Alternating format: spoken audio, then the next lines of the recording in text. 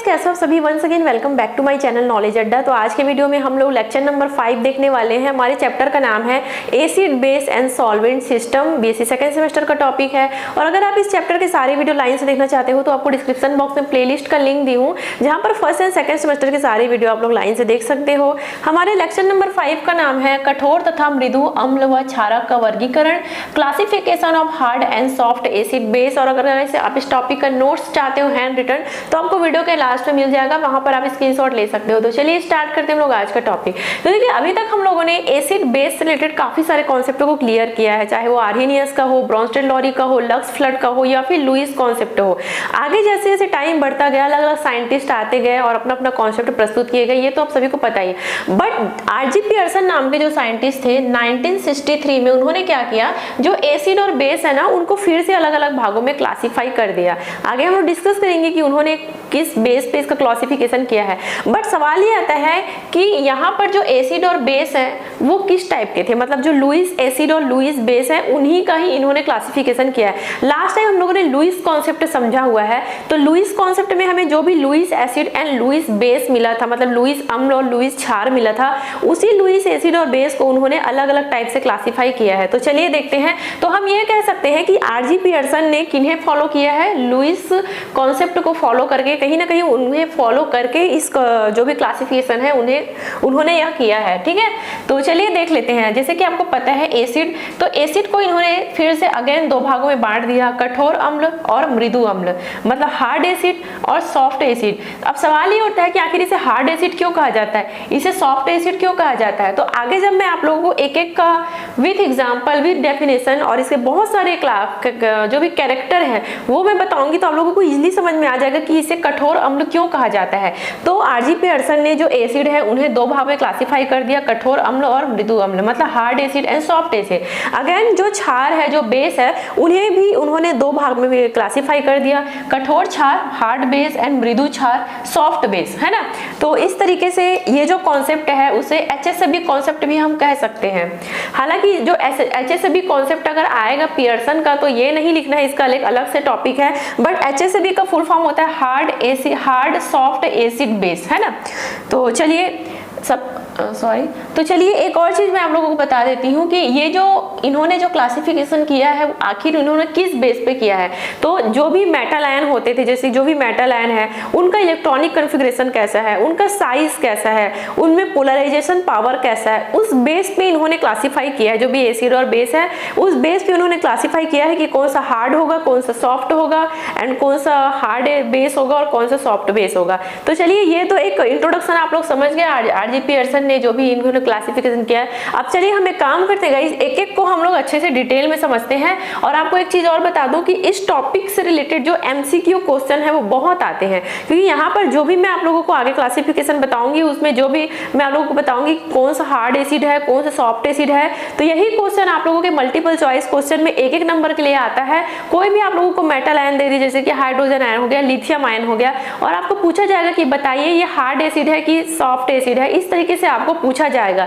Second चीज, आपको ये इस टाइप का जो क्वेश्चन है वो शॉर्ट टाइप क्वेश्चन भी पूछा जा सकता है। काफी सारे आप लोगों को एसिड बेस दे दिया जाएगा और उसमें कहा जाएगा कि इसे जो भी एचएसएबी कॉन्सेप्ट है उसके अकॉर्डिंग छांटिए कि कौन सा सॉफ्ट एसिड है और कौन सा सॉफ्ट बेस है। इस तरीके से छांटने के लिए आपको इस टॉपिक से रिलेटेड शॉर्ट टाइप क्वेश्चन और मल्टीपल चॉइस क्वेश्चन पूछे जाते हैं। कभी भी ये जो इस टाइप का क्वेश्चन है लॉन्ग टाइप पूछने का चांसेस, लॉन्ग टाइप क्वेश्चन पूछने का चांसेस थोड़ा कम होता है, मल्टीपल और शॉर्ट टाइप क्वेश्चन इस टॉपिक से ज्यादा पूछते हैं। ठीक है, अब चलिए एक एक का हम लोग डिटेल में स्टडी करते हैं। सबसे पहले हम लोग हार्ड एसिड के बारे में देख लेते हैं। यहाँ पर कुछ डेफिनेशन और कैरेक्टर लिखी हूँ, तो आप लोग इसको रफली नोट करते जाना। हालांकि मैं वीडियो के एंड में आप लोगों को हैंड रिटन नोट्स दूंगी, बट यहाँ पर मैं कुछ एक्स्ट्रा एक आध दो पॉइंट बताऊं तो वो भी आप लोग नोट कर सकते हो। चलिए डेफिनेशन देखिए, ऐसे मेटल आयन या ऐसे एसिड जिनका ध्रुवण कठिन होता है, जिनका पोलराइजेशन कठिन होता है, ऐसे मेटल आयन, मतलब उस टाइप से धातु आयन की हम लोग यहाँ बात कर रहे हैं, या फिर उस टाइप से एसिड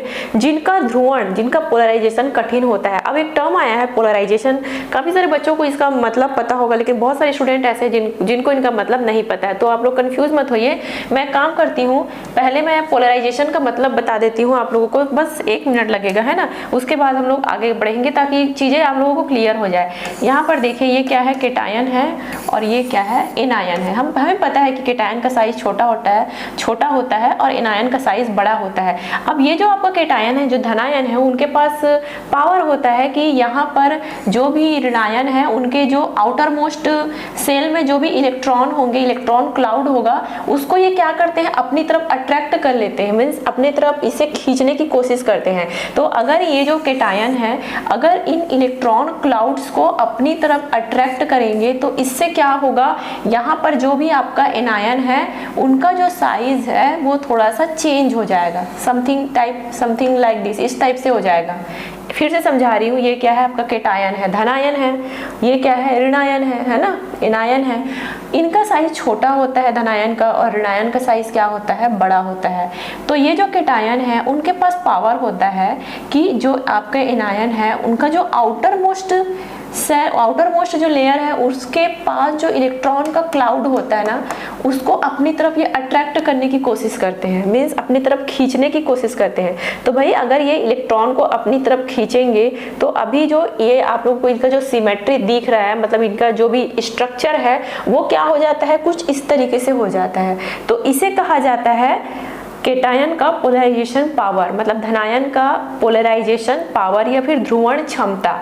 तो कहने का मतलब है क्योंकि जो केटायन होता है उसका साइज छोटा होता है ना, तो वो उनके पास पावर होता है कि वो जो भी एनायन है उनके इलेक्ट्रॉन को अपनी तरफ जो है वो खींच सके।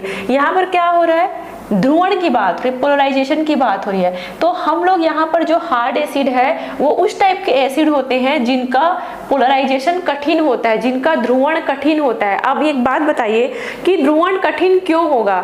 स्वाभाविक सी बात है कि अगर साइज में ये छोटा है तो ये इनका जो भी पोलराइजेशन है वो कठिन होगा, है ना। तो यही है। और एक चीज बता दो गाइस, यही डेफिनेशन आप लोगों को लिखना है। अगर हार्ड एसिड क्या है एग्जाम में आया तो इसी डेफिनेशन को आप लोगों को लिखना होगा। तो इसको आप लोग याद भी कर लीजिए और जो पोलराइजेशन का मतलब मैं बताई उसको थोड़ा सा समझने की कोशिश भी कीजिए, ठीक है। तो ऐसे मेटल आयन, ऐसे एसिड जिनका ध्रुवण कठिन होता है या फिर जिनका पोलराइजेशन कठिन होता है, हार्ड एसिड कहलाते हैं, कठोर अम्ल कहलाते हैं। चलिए एक और बहुत सारे इसका कैरेक्टर बता रही हूँ। सबसे पहला चीज तो ये स्मॉल साइज का होता है। सबसे पहले अगर एसिड है तो वो इलेक्ट्रॉन एक्सेप्टर होंगे। हम लोगों ने लुईस कॉन्सेप्ट में क्या पढ़ा था। सो गाइस अगर आप लोगों ने बाकी लेक्चर नहीं देखा हुआ है ना, फर्स्ट, सेकंड, थर्ड, फोर्थ, तो वो सब लाइन से देखो क्योंकि हर टॉपिक एक दूसरे से रिलेटेड है। अगर आप आज के डेट में लुईस कॉन्सेप्ट नहीं समझे हो फिर इसको पढ़ रहे हो तो थोड़ा सा मे भी कठिन होगा आप लोगों के लिए, है ना। तो लुईस कॉन्सेप्ट को पहले समझिए। तो लुईस ने क्या कहा था कि जो एसिड होते हैं वो क्या होते हैं, इलेक्ट्रॉन एक्सेप्टर होते हैं, इलेक्ट्रॉन ग्राही होते हैं। मैंने कुछ समय पहले आप लोगों को पोलराइजेशन में बताया था कि वहां पर जो भी केटायन है वो इलेक्ट्रॉन को अपनी तरफ आकर्षित कर रहे हैं। यहाँ पर देखो सबसे पहला कैरेक्टर हार्ड एसिड का क्या होता है, स्मॉल साइज का होता है। इनका जो भी मेटल आयन का जो भी है वो छोटा साइज का होता है। तो छोटा साइज होने के कारण ये इलेक्ट्रॉन क्लाउड जो है उसको तो अपनी तरफ आसानी से खींच लेते हैं, ठीक है। सेकंड चीज ये है हाई पॉजिटिव चार्ज, उच्च धनावेश।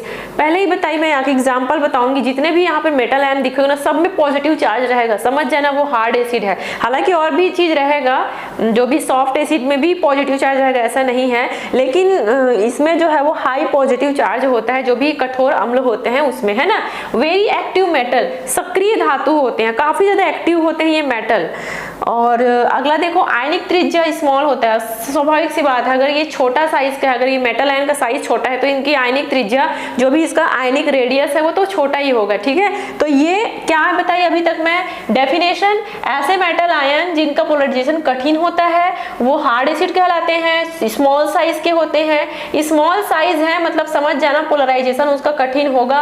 हाई पॉजिटिव चार्ज है, उच्च धनावेश है, बहुत ज्यादा एक्टिव मेटल है और इनकी आयनिक त्रिज्या भी काफी कम है। एग्जाम्पल देखो, मल्टीपल चॉइस क्वेश्चन में ये आएगा। जैसे मान लो लिथियम आयन पूछ दिया, लिथियम आयन क्या है, तो मल्टीपल चॉइस क्वेश्चन में बताना है लिथियम आयन कठोर अम्ल के अंतर्गत आते हैं। Hydrogen ion, lithium ion, sodium ion, potassium ion, beryllium 2+ ion और magnesium 2+ ion, calcium 2+ ion, AlCl3, gallium 3+ ion. तो कहने का मतलब है कि बहुत सारे ऐसे हार्ड एसिड और भी हैं जिसका मैं वीडियो के लास्ट में हैंड रिटन नोट्स में भी मैं बहुत सारी चीज लिखी हूँ, बट एक चार्ट भी है ना।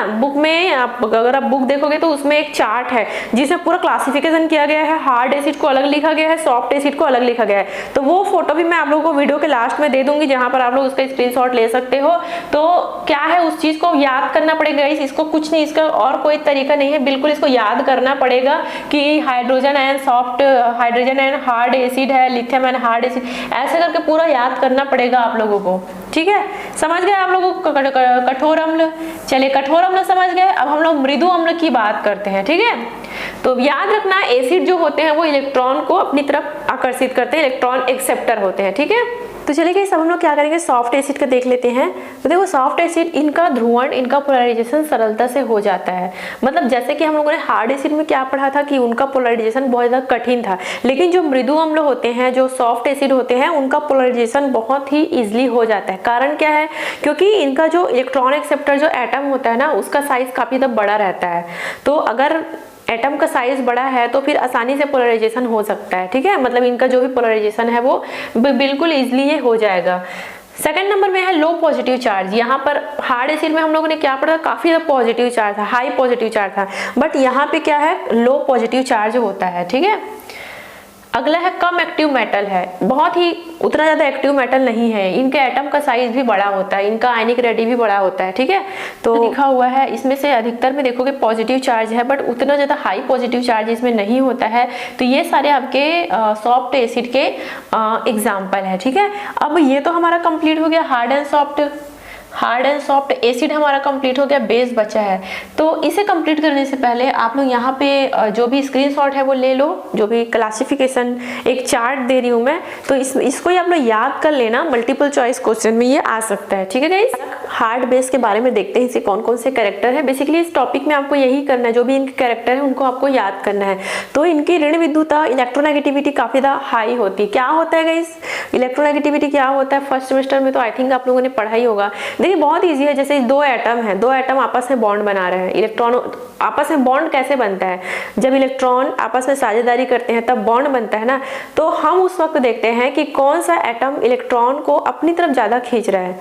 तो हम ये कहेंगे कि जो भी एटम अपनी तरफ इलेक्ट्रॉन को ज्यादा खींचेगा उनकी ऋण विद्युता ज्यादा होगा, इलेक्ट्रोनेगेटिविटी पावर उनका ज्यादा होगा। तो जो भी हार्ड बेस होते हैं ना, वो अधिक ऋण विद्युती तत्व होते हैं। ठीक है, इनका लो पोलराइजेशन, इनकी जो ध्रुवण क्षमता है, पहले ही बता चुकी, ध्रुवण क्षमता है वो क्या होता है, काफी ज्यादा कम होता है।